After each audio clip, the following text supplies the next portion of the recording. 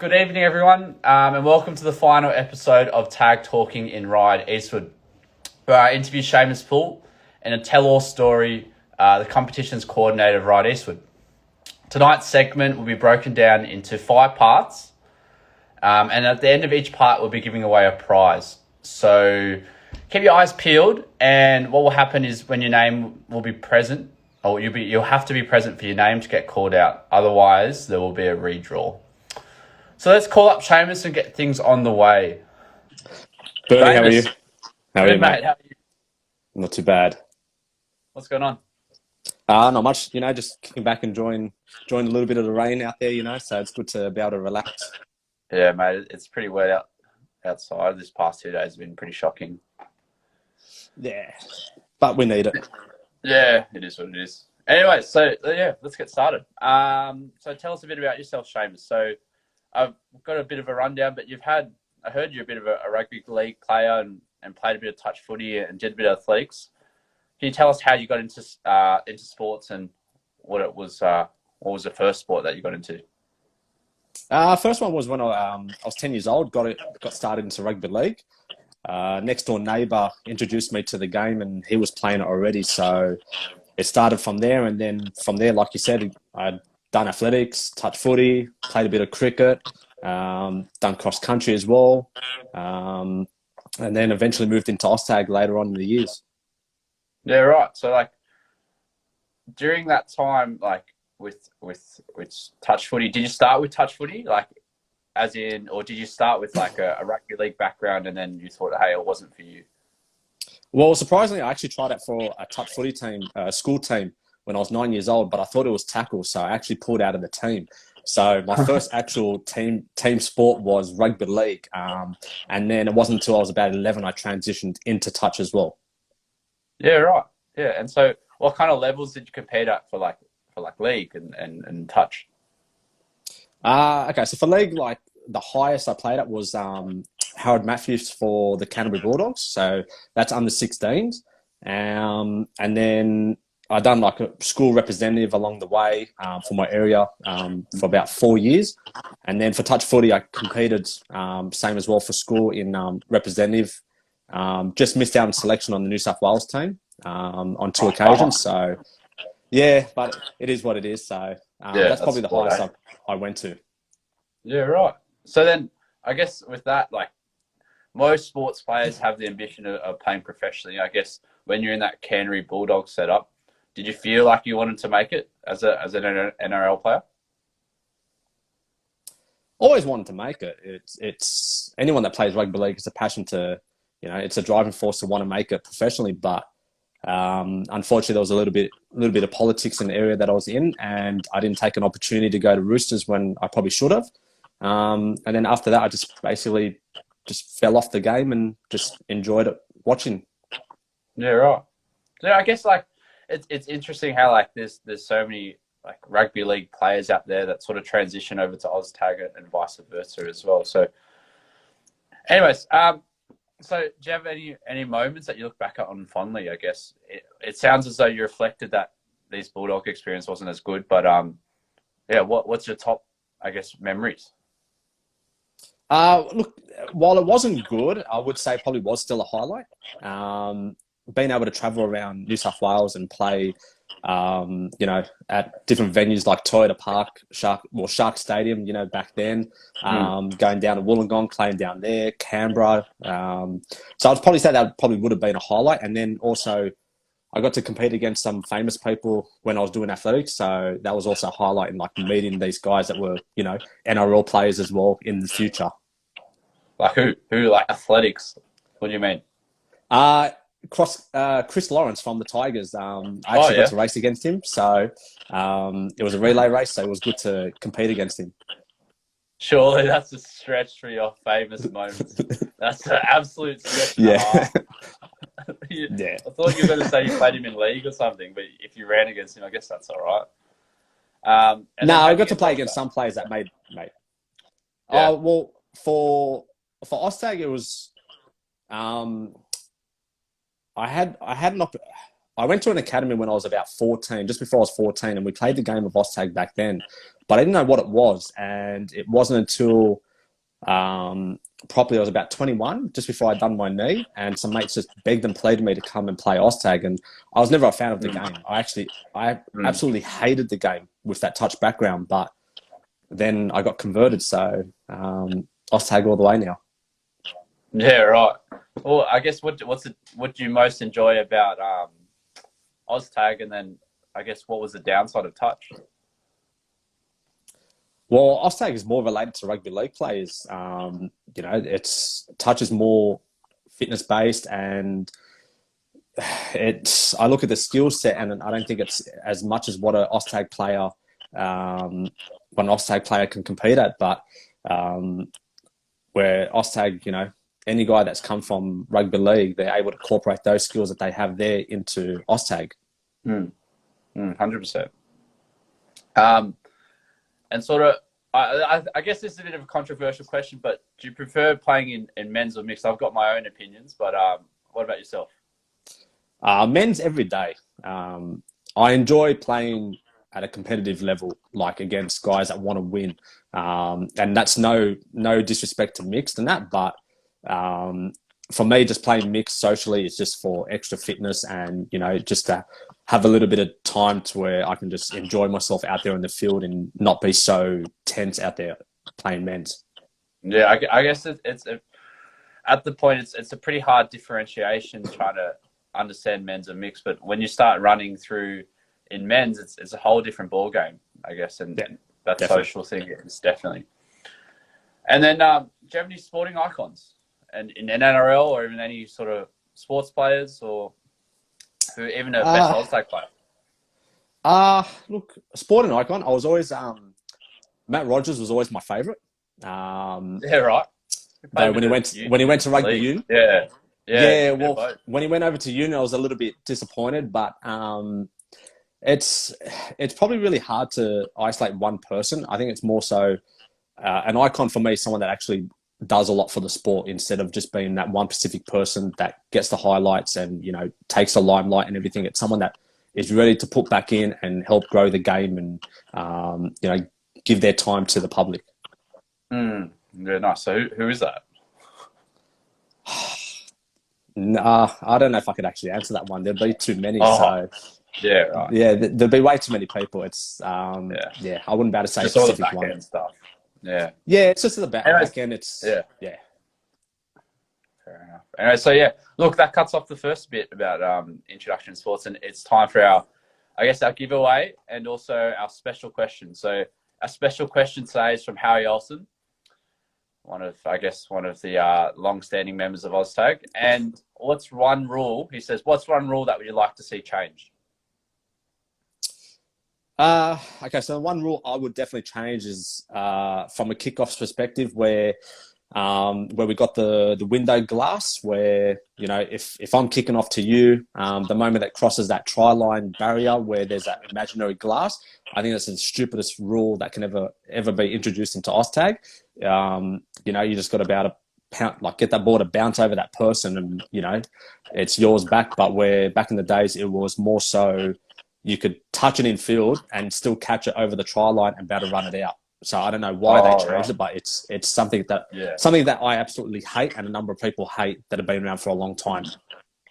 Yeah, right. It's really annoying sometimes, that touch over the ball line as well. I guess something to address. Anyways, we've got three. As our first segment today, it's our fifth prize giveaway. We've got three random people that will randomly select, and they all received one ball each. So we'll try that now. So many entries over the past, 8 weeks. We've got 410 people. So really, really good work, guys, for putting in your contribution. The first prize will go to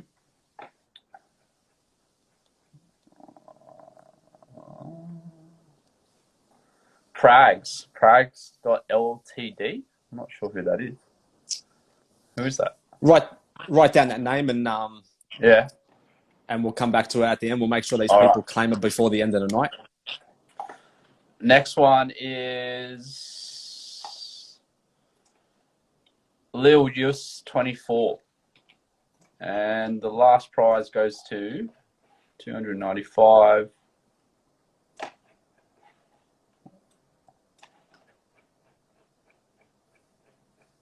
Too many names. You can gets it. That's a 3 balls giveaway. So Yeah, guys, for the you winners, can just get make the sure ball. you claim it, and at the end of the night, we'll make sure that everyone has claimed the prizes so far. All right, moving on.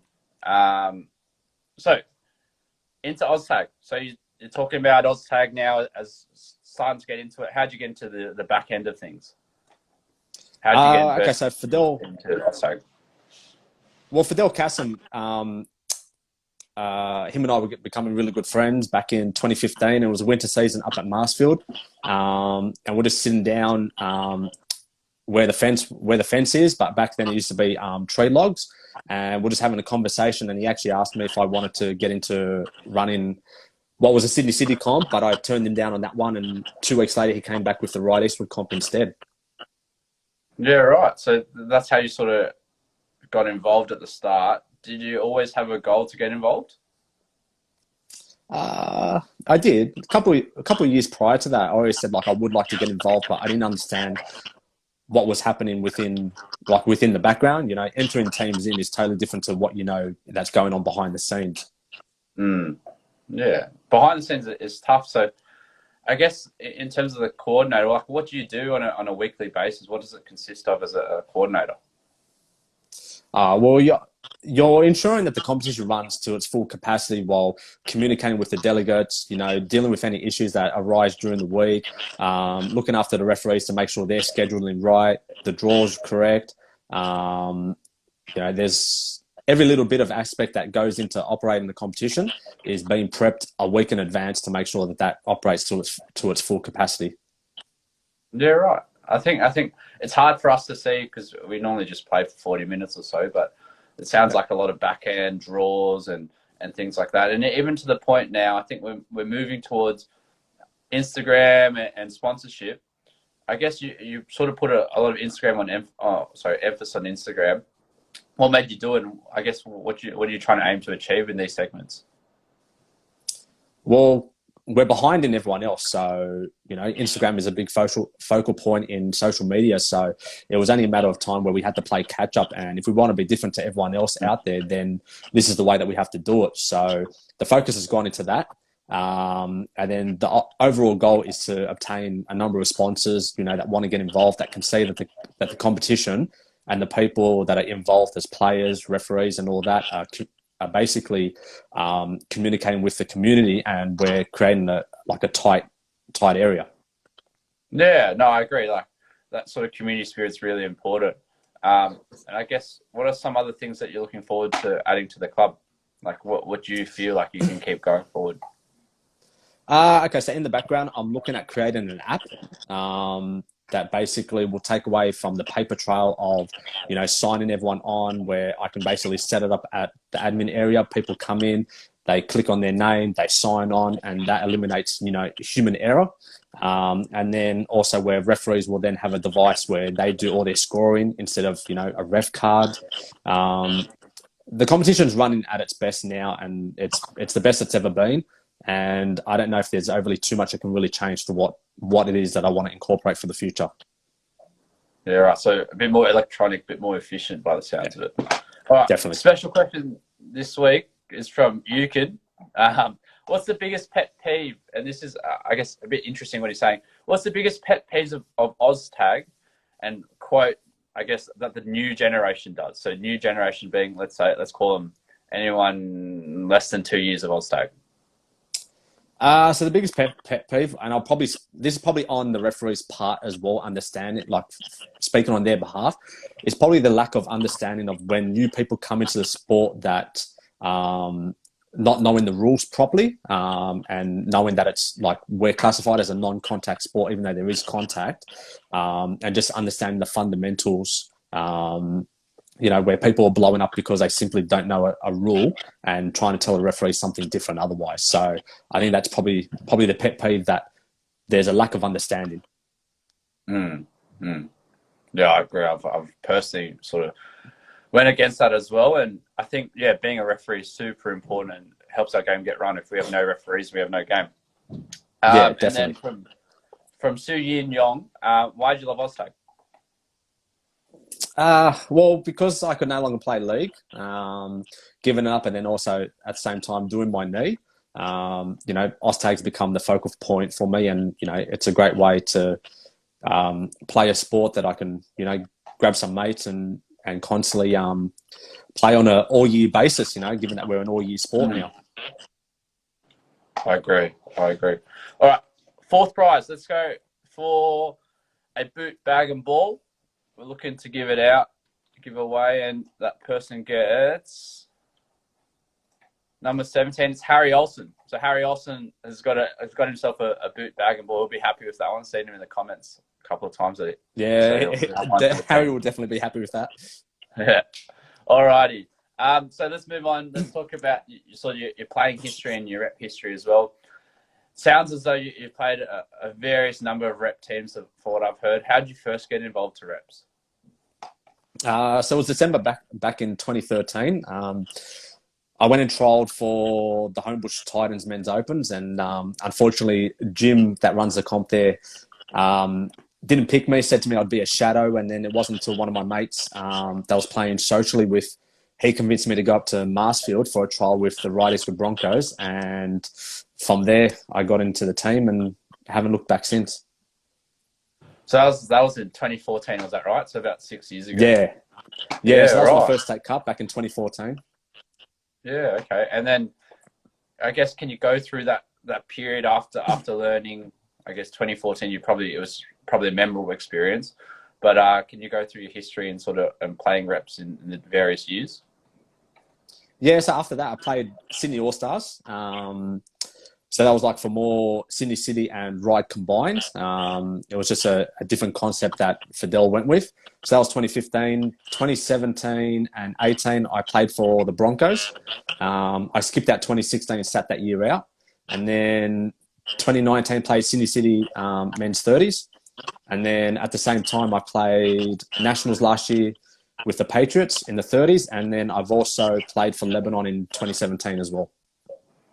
Yeah, right. So you got a bit of international for the Lebanon, and then also a bit of nationals experience now with the 30s and state cup. Sounds like it's nearly an every year thing for you for the past 6 years. I guess with all that experience, like at each tournament, how did you prepare yourself for it? Well, most people know that I'm injury prone now, so injury prone. Yeah. I think it's just more so just trying to be mentally stable out there. Like you're playing minimum six games with the potential of playing 9.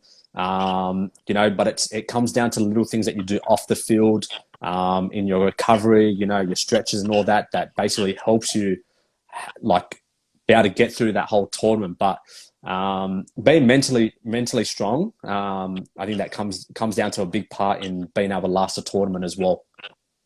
Yeah, right. That's a fair few campaigns that you've been through as well. And I guess out of all those campaigns, what's the most significant moment? What do you cherish the most? I definitely can't look past the Nationals last year, with the 30s for Patriots, winning that gets the highlight right there. Like you can't, being in a team that won it back to back, and you can't really go past that. Yeah, well, I guess winning a national title's one of the highlights. I don't think you can get much higher in especially Australian Oztag. But then I guess what's next for you? What's the go? Keep plugging away, keep playing state cup and nationals until I get tapped on the shoulder and said, yeah, the body can't, either I don't like it or the body can't hold it. Yeah, I know I've only got a few more years left in me before the knees give away. So I'm just going to make the most of each one and, take it one tournament at a time. So, yeah. Yeah, right. Just take 1 year at a time. Yeah. And then, so moving on now, we've got a couple of special questions. I'd say Carla Manso, sort of my 20s girls, gave us a shout out. But it's actually a question from Carla. What do you do to keep yourself mentally motivated in a game? And as you start feeling fatigued, what do you sort of, in your head, what do you think you do? You always just got to remember the basics. It's a small little 1%ers that you got to do in each game. And from start to finish, if you maintain that 1%, then you're always going to be in the game no matter what. But when you start feeling tired, that's where you just got to go through that pain barrier and just be able to push yourself to the next level. Every player has a threshold, and it's just a matter of just going to the next one. So you sort of have like mini goals in your head. Is that what you're trying to say? Yeah, when you step out there on the field, you always want to be like, make every single tag, take every hit up as many as you can. You know, you're doing what you can for the team. Yeah. So it's always that team goal, I guess, when you sacrifice your mates as well. And then from Mitch Elsie, who are your top 3 players that you played with in your career? Oh, okay. Not Rindu. Rindu. No, okay. So the 3 players, one of them I was very lucky enough to play with him socially, but his name's Selwyn, and he is one of the best players to come across. Second one, I can't even believe I'm going to give him a shout out, but because he's helped me a lot in my game, and always gave me good guidance out there, I'll probably say Jamie Costy. Controversial. Well, no, I saw this guy in one game. One game we played in a semi-final, and he turned it on in one half, and I've never seen a player do that before. Being down 6-1 to win 7-6, I've never seen anyone do it. Then the last one, I have to say 2 people for this one, and it will be Damien that plays in the 30s and Liam Burke. I've just never seen 2 middles control the game the way that they control it. They see things that other people don't see out there, and that's why, like, anyone that plays next to them will definitely vouch that they are some of the best players to ever play with. Just the way that they control the game, their mindset, like, they're always on top of everything. They have control of the game no matter what. Yeah, right. So super important. I sort of saw Costy's message. Better be paying me at the end of the day as well, Costy. Like, he sort of struck that together, hey? Stroke the ego a tiny bit. Anyways, all right, moving on. We've got a special prize. And this one's for competition shorts. So I assume it's Ryde-Eastwood shorts and a ball. And yeah, so competition shorts or tights. That one goes to 160. Jesse He. So Jesse He, make sure you claim your prize. Moving on. So talking about, I guess, your interest in coaching as well. How did you first get involved in coaching, and what made you take up coaching? Is it because of your knee, or was it something else? Look, I always believed I was a better coach than player from even back playing rugby league, and I'd done a bit of coaching back then. So coming into OzTag and getting involved, it was always going to be natural that I would have to do a bit of coaching. So it wasn't until 2016 I actually started coaching the men's under 20s back then. So from there, I've just basically jumped around from division to division and just basically try and stamp my mark on each one that I've done before. Yeah, right. So I guess how many teams have you coached? Like, we're talking, you said you jumped around. What's your history in coaching? So I've done the men's 20s, done the mixed 20s, done the women's 20s. I've done women's opens, now back with the men's opens. I've done the men's 30s as well. So I've done a mixture of them. Yeah, right. That's a few different types of players that you're with. I guess, what's the most significant moment out of all of those teams? Well, I can't look past 2018, coaching the Sydney Warriors 30s to the Nationals title, even though I still stand by that it was the boys that done all the work, that I was just basically just a caretaker manager type. But for them to win that title, there was a lot of boys in that team that had been around for so long, never won a title. Like a Harry, a Damo, Dougie, Mongi, who couldn't be part of the team because of his knee, but was still influential in getting the group together. So all those boys winning the title, I'd say that's probably my highlight there. Yeah, but so I guess you chose the winning aspect, which is awesome. But like, what for me as well, this is a bit different because I'm coaching the men's 20s. But I guess what do what do you most enjoy about coaching? I think it's just seeing the players improve. While the 2018 was a highlight, the 2017 State Cup mixed team that I had with Michael Elsley, I've never seen a group of players work harder than ever before. They were diligent in the way that they operated. To get knocked out in quarters was just the result was hard to swallow, and a lot of players were very upset about it, given that they knew they got hard done. But it was probably a golden chance of us probably taking it out, but we just missed that opportunity. And the hard work that went behind the scenes in making sure that they were mentally fit, stable. So yeah, It's tough. It's tough, isn't it? Like, again, it's a game of one percenters at the end of the day, and those are those, I guess, knife edge sort of moments as well. You always remember. So wins a win, though. Definitely. So how would you describe yourself as a coach then? Like, would you have the same mindset as a player as a coach? No, you have to have a different mindset. From a player to a coach, you've got to look at things in a different aspect. Probably early on, I was probably more of a prick than anything, because I was very hard, very strict, and yeah, early on. Now, you sure, mate? Not now. No, Not still going. No. Oh, look, some people will say that, but look, back then I was very strict, and I demanded perfection. And I think that's why the teams that I had, while they probably weren't the most talented, they didn't have no superstars, they always excelled. But it probably wasn't until the 30s, when the Nationals 30s group, that one where I actually changed my whole perspective on coaching. And I learned a lot of like Berkey, Harry, all those guys, and they brought me to a different mindset in the way that I operated. So Yeah, right. I'm a little bit more laid back now. A little bit. Toddy, yeah, Toddy. No comment. What do you look for when you're picking a team then? What do you most value in a player? Commitment is the first one thing. Given that players don't get paid, you always want players that are going to commit. And if you have a schedule of operating training for 10 weeks, you want your players to be there at least 9 out of 10 weeks. Give or take. So I think commitment's the first thing, and then you look at every other aspect after that, because you can build a team on commitment.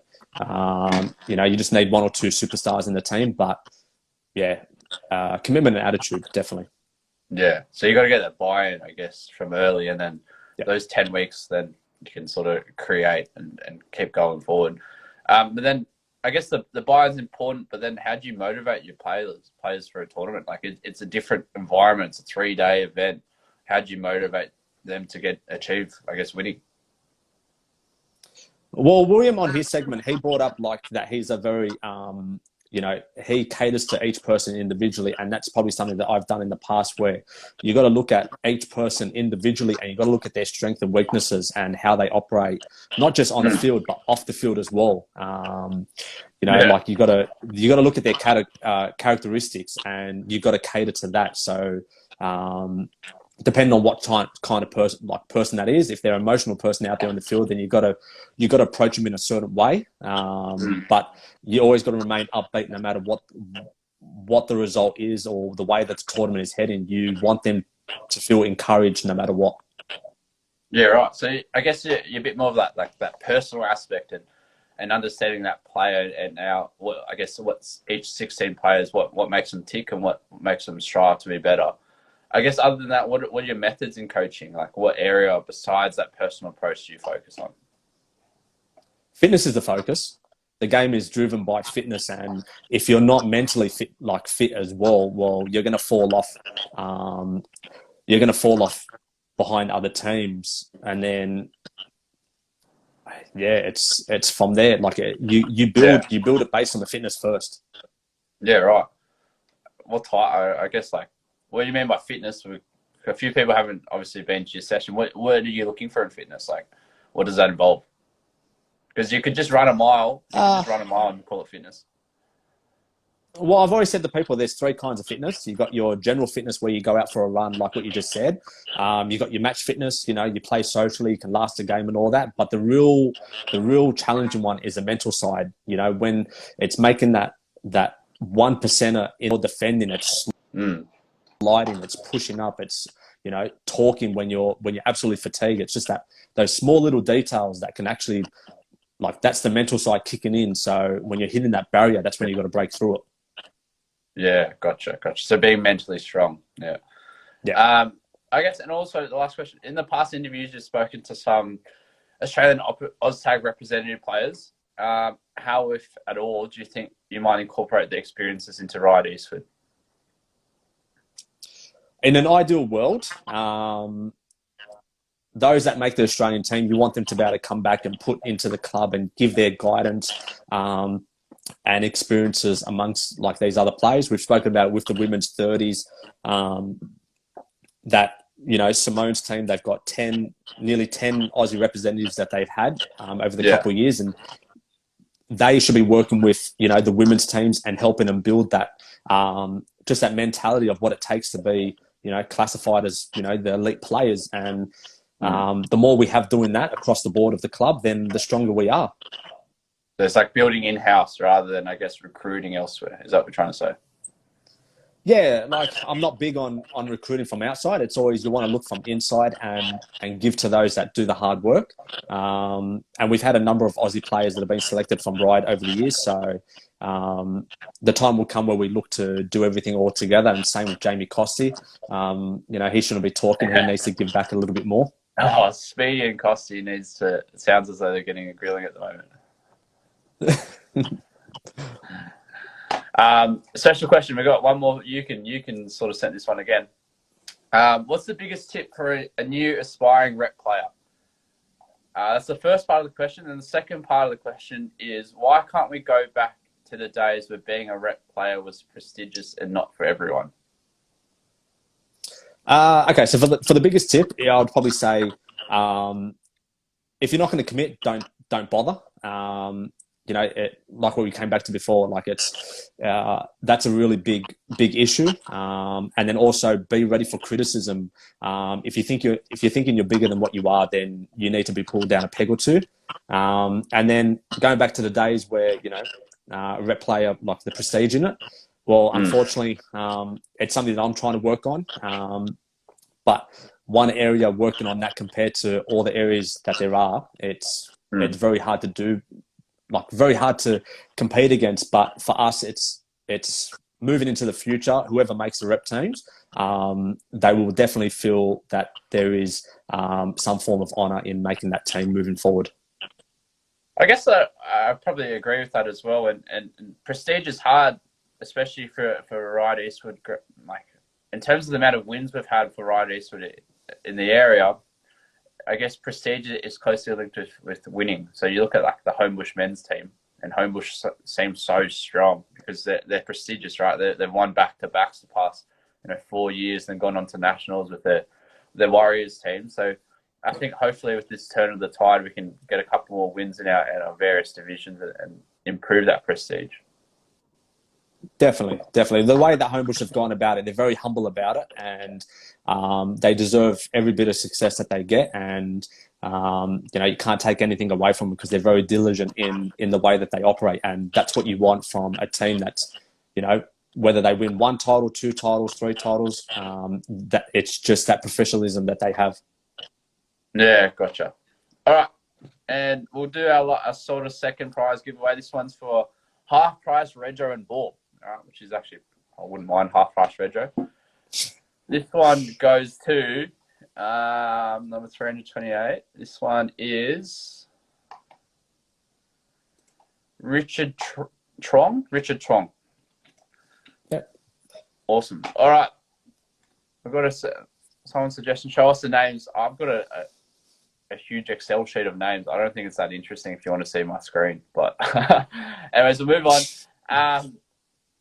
Last bit. So I guess the direction for you and direction for Ryde-Eastwood.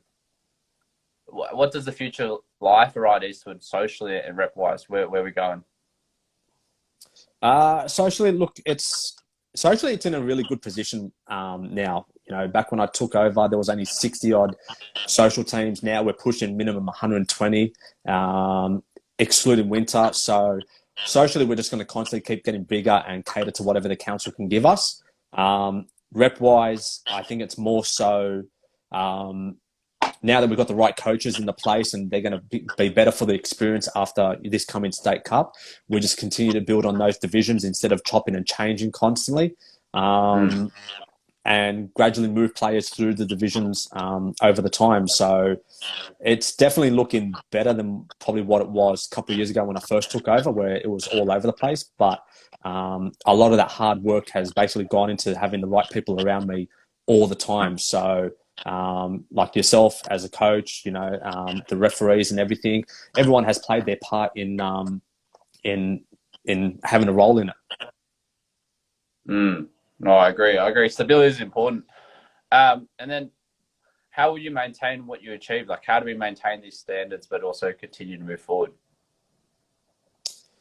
Well, now that we've set a high standard, it's maintaining that standard. Referees have to constantly keep getting better. I do understand some of them do make mistakes out there in the field.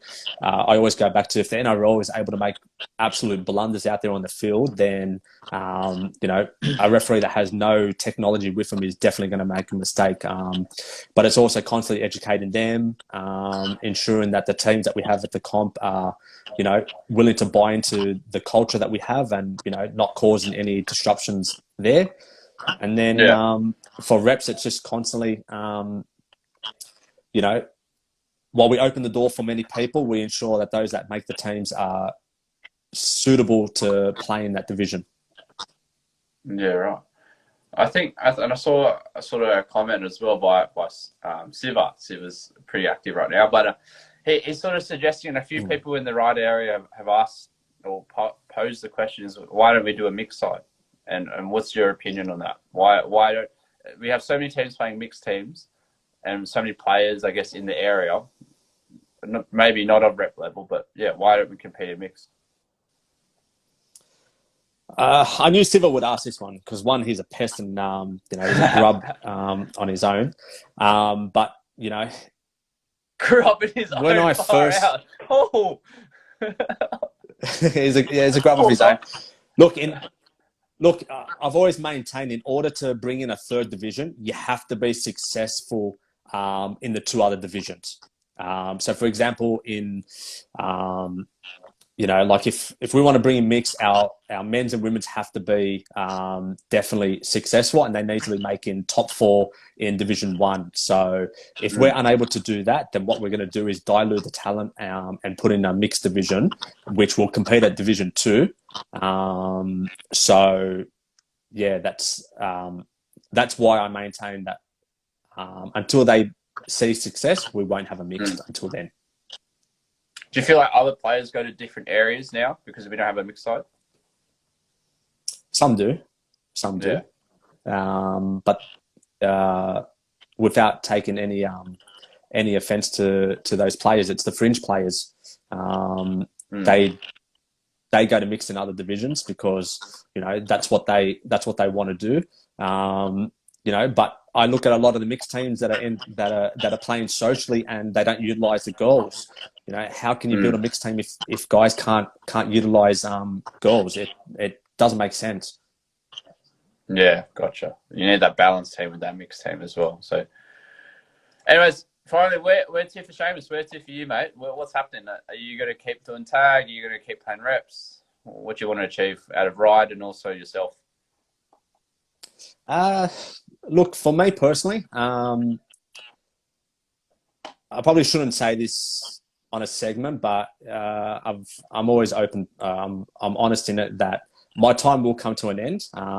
It's coming very closely where I will move on to something else, whether that be in a couple of months or next year.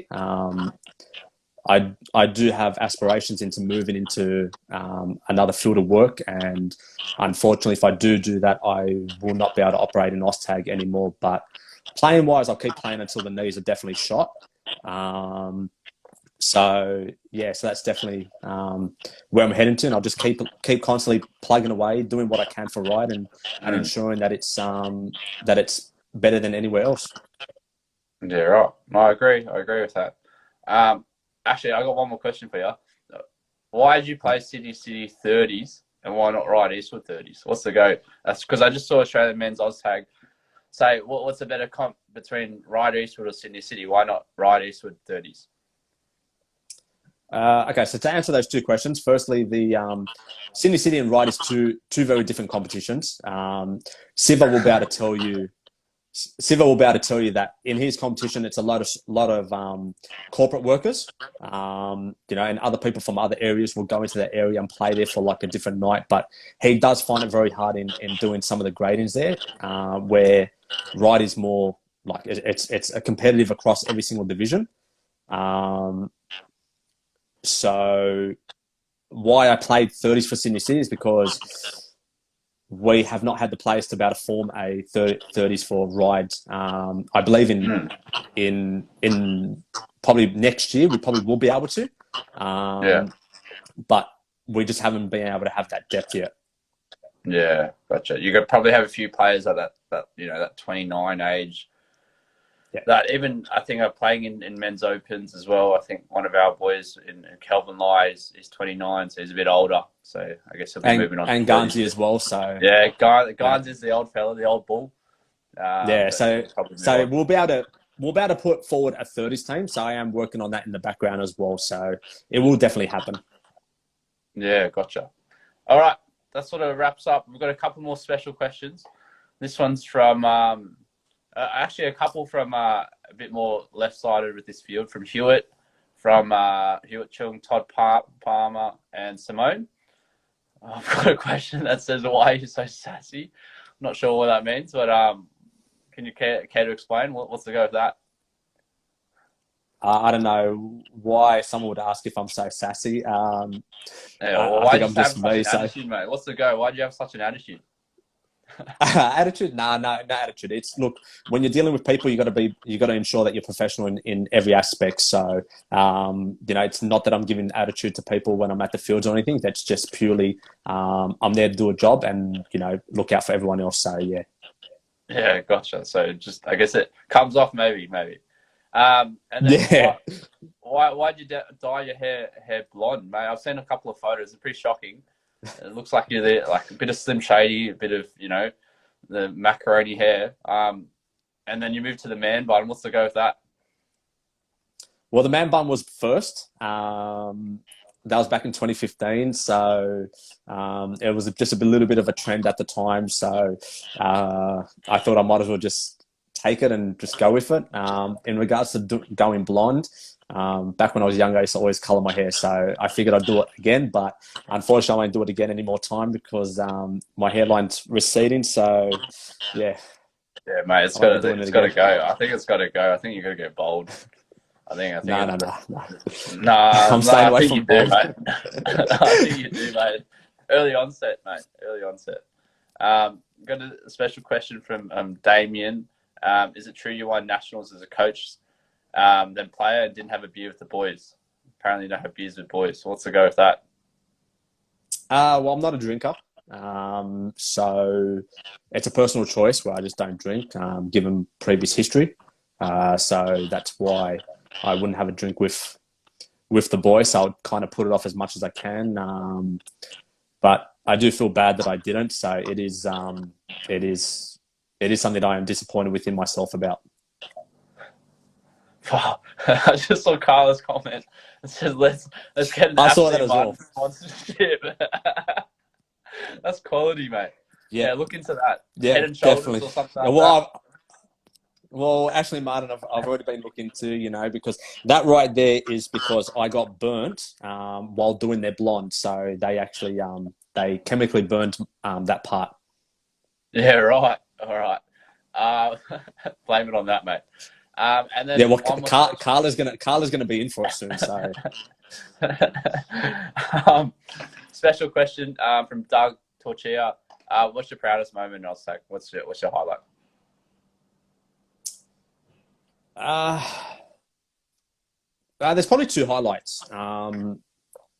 First one would be, like I touched on before, the Sydney Warriors 30s team back in 2018 winning that. It's not more so the fact that they won it. It's more so the fact that it was a year in the making of building, and seeing a lot of those guys win it after them not succeeding before. But it's the kind of help that we had in making it happen, like Doug himself, Harry, Berkey, Damo, all these guys definitely deserved it. And seeing the emotion that came with it afterwards, after the win, that's something that was, I think, more important than anything else I've ever done within OzTag. And then probably the other thing, my proudest moment is probably getting what Ryde is now today, and seeing how it operates is probably my proudest moment in OzTag. But even probably just in life, it's just bringing people all together and, seeing just connect all together. Yeah, right. That's pretty deep, mate. It's awesome. So, like the amount of effort that you put in, I think it's been fruitful now as well. We'll sort of wrap it up here, but if you have any more questions, I guess in the live audience, make sure you comment now. I've got a couple of prizes to give out, and then we'll wrap it up. So if you have any questions that we can sort of live fire these questions, let us know. All right, last prize, which is a free rego. So we're going full free rego, Ryde-Eastwood shorts or tights, and a ball. So all three, that pretty much guarantees you a full free season. So quite a bit of monetary value there. And that one goes to... Got to get this ready.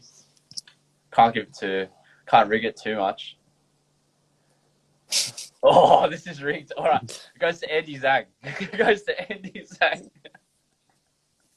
So Andy Zhang will be our recipient of a free rego, ball and tags. Oh, sorry, shorts. Well, for all those winners, just want to make sure that they send through a comment and it's about to claim their prizes. So otherwise, the prize won't be going out. So okay. Okay, so that's been claimed. Look, everyone else, I really do appreciate. I hope you've enjoyed everything that's gone on, and thank you to Bernie. And I'll finally now reveal that Praga has been doing all the Instagram work behind the scenes, and she's been absolutely amazing every single week doing this. We are going to take a break for a few months in what we're going to do in regards to something like this. However, if you've got any suggestions or anything that you would like to be done, whether it's like one-on-one drills or one-on-one segments still, so we can extract more information from people, then just make sure you send through a comment and we'll be able to look into that for the future. So we're still going to be remain active on Instagram. So everyone, I really do hope you've enjoyed this, and keep an eye out on what we're going to put up over the over this week as we look at doing some more stuff and get some more feedback from you guys. Yeah, awesome. Thanks so much, Seamus. That sort of echoes it. I guess this finally concludes the 9 episodes of Tag Talking. All of Ryde-Eastwood would like to thank all the support, like yourself, and all the behind-the-scenes work that you do, and I hope you guys all enjoyed it. Like Seamus said, take a few months off and work on a few different ideas. So let us know how we can keep improving the culture of Ryde and keep going forward, because it's such an important thing in the background of our community, especially if they're OzTag players. So many people spend their time throughout the week playing with each other and playing with their friends. So it's such a good community spirit that we can keep it going. When the video goes up, the next aspect was sponsors. Yeah, sorry. So that'll be the next that we'll be looking at as well. So sponsors will be the next part that we'll be looking at, and hopefully driving that a little bit more with some people that might be looking at getting involved in sponsoring.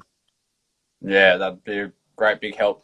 Sort of a win-win for both us and also the community and foot traffic that way. Anyways, so when the video goes up tomorrow, guys, make sure you give it a like and provide your feedback.